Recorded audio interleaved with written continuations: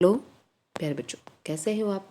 आशा है कि आप समझ संगे। चलो बेटा, वर्कशीट क्लास 5 की ईवीएस की वर्कशीट है, वर्कशीट नंबर 135 बी। दिनांक है 16/12/2021। Text book looking around, unit 12। Student अपना नाम, टीचर का नाम लिखोगे। प्यारे बच्चों, क्या आप जानते हैं कि हमारे देश में लगभग 2/3 लोग उपले, लकड़ी, सूखी टहनियों आदि का इस्तेमाल ईंधन के रूप में करते हैं।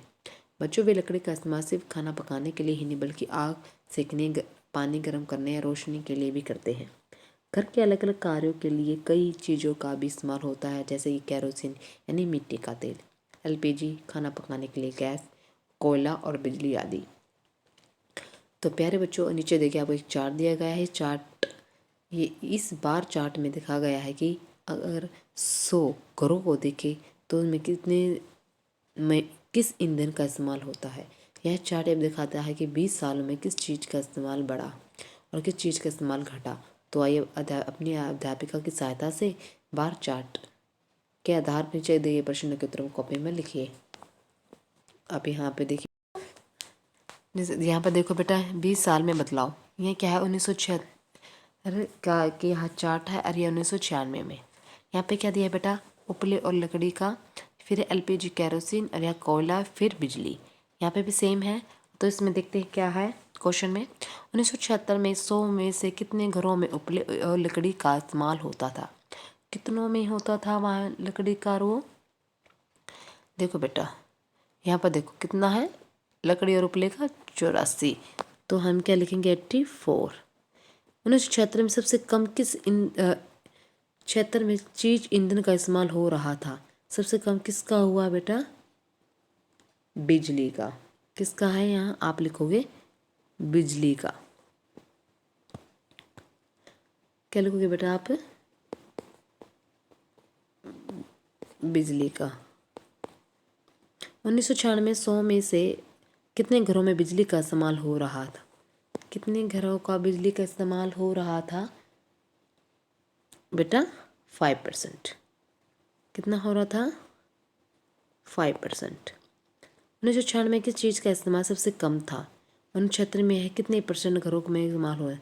सबसे कम क्या हो रहा था बेटा? कोयला। क्या हो रहा था? कोयला।